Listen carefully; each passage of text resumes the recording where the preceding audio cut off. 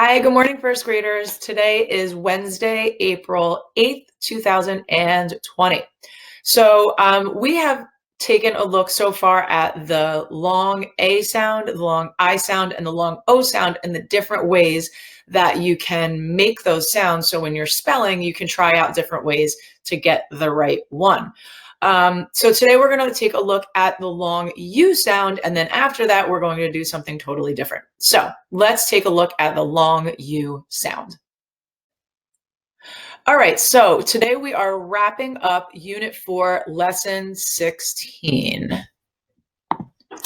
So we are going to be talking about the long U sounds. The long U has two sounds, not just one. So the first one is just like the others. It sounds like itself, the sound U. The second one is oo, and they are both considered long U. So the sound is the short U sound, but either U or oo is considered long. Okay, so this says as in, long U as in unit or Sue, right? Unit is the U sound, Sue, oo, is the oo sound, and it gets a capital letter because Sue is the name of a person. We're going to look at the 5 different ways that we can make the long U sound. So the first one is just using a U, as in Cupid and music, right? So both of those two make the U sound, Cupid, music. Then we have the other sound, the oo sound, as in duty, which is like a job or a responsibility, and student. Duty, student, both have the oo sound. Next, we have U consonant E. Remember, this little line here stands for any consonant. So we have use, U consonant S-E, use, cube, U consonant B-E. They both make the U sound, use and cube. Then we have the oo sound, as in June and flute. Now, June has a capital letter because June can be two things, either a name of a girl or a woman or the name of the month. And both names of people and months get capital letters in English. And then we have flute, which is an instrument. Next, we have double O. That only makes the oo sound. There are no words that I know of with double O that make the U sound. It's only oo. So we have two, and that two, remember, T-O-O means also. Two, pool, tooth, and igloo. Next, we have E-W. E-W, there's the word few. And, I only wrote one with the U sound. There are a few more like nephew, right? So few, nephew, they both end with the U sound with the E-W. Then we have new, drew, and blue. All of those words with EW make the oo sound. Now we know this new, N-E-W, means the opposite, or what's the other word for opposite? The antonym of old, right? New and old, because with a silent K in the beginning, that new would mean, I knew the answer, but I forgot in the moment. Okay, this drew is the past tense of draw. Drew can also be the name of a boy or a man. It usually is short for Andrew. Sometimes people call people with the name Andrew Drew, but we know it doesn't mean that here because it would have a capital D, but it's the same spelling. So this drew is a past tense of draw, and then we have blue, which is the past tense of blow. Finally, we have UE, as in due, and this due means your homework is due on Friday. There's another due, which is spelled D-E-W. It could be in the previous column. D-E-W due means like if you ever go outside when you're on your way to school in the morning to get in the car and you see there's little like droplets of water on the grass, that's called dew. It's not because it rained. That would be rain. It would just be wet because it rained. But dew is evaporated. It is water that sits on the grass itself. Okay, that's due. D-E-W. D-U-E due means your homework is due on Friday. Okay, next we have glue, clue, and blue. And you will see this blue here, B-L-U-E, is the color. It sits next to B-L-E-W, blue, which means the past tense of blow, right? All right, now let's take a look at the U consonant E. So this is where we have the silent E kick in, right? So when the silent E is put at the end of a word, it changes the short vowel sound, which is in the case of U, to a long sound, which could be U or oo. So let's look at the first one. The first one is us, and you hear the sound, right? The short U sound. If we add a silent E, we get use. So that also changes the S sound. It changes from us, sounding like an S, to use, which sounds like a Z. Then we have hug. If we add a silent E, we get huge. Now this also changes both the vowel and the consonant, because remember a week or two ago, we talked about the hard and soft G sound. And if a G is followed by an I, an E, or a Y, it changes from the g, hard sound to the j, soft sound of G. So we have to change here, hug. We change the vowel sound and the consonant G sound. So the vowel changes from to U, and the G sounds changes from g to j. So we go from hug to huge. English is a lot to learn.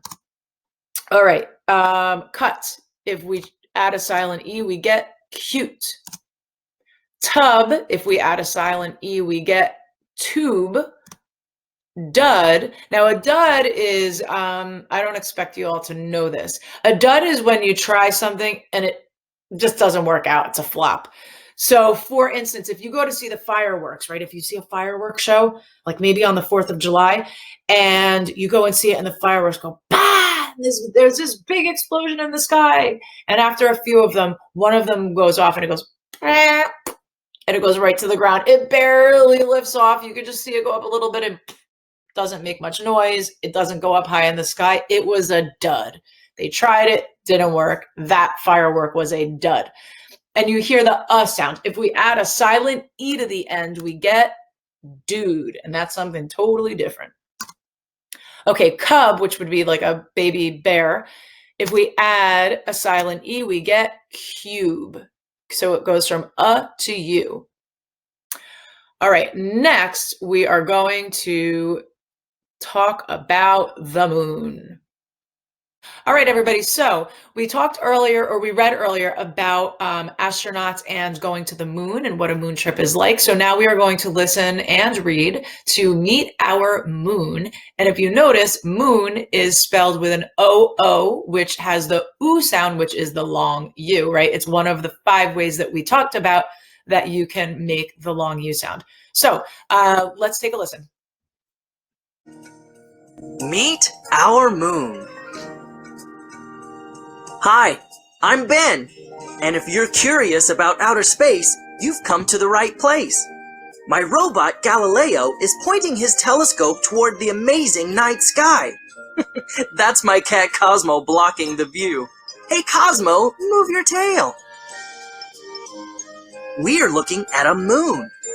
Moons are large objects that move around planets, and lots of planets have them. But we aren't looking at just any moon. We're looking at our moon, which is sometimes called Luna. Although some planets have several moons, our planet Earth has just one, but it sure is beautiful. Show them some pictures of our beautiful moon, Galileo.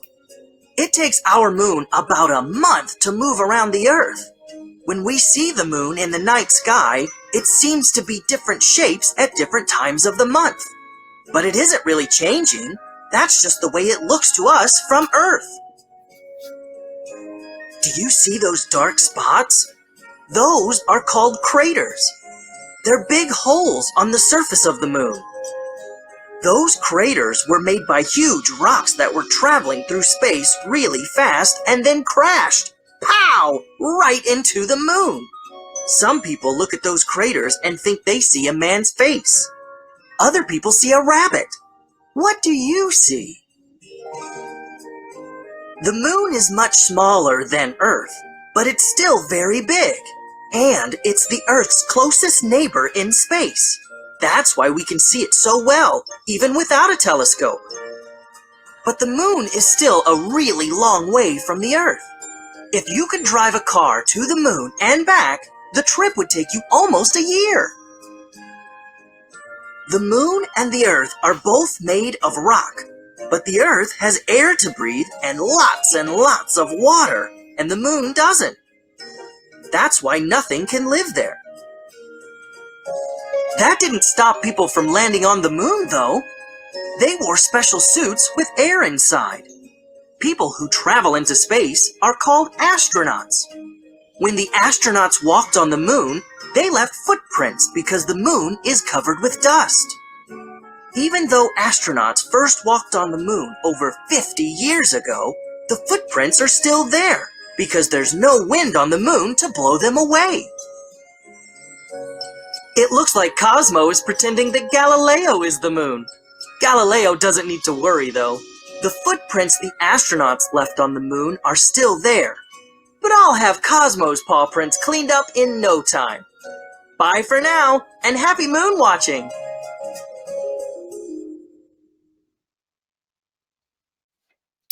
All right, everybody. So I hope that you learned a little bit more about the moon. So we have what we read today earlier together, right, in the group, plus whatever you just learned right now.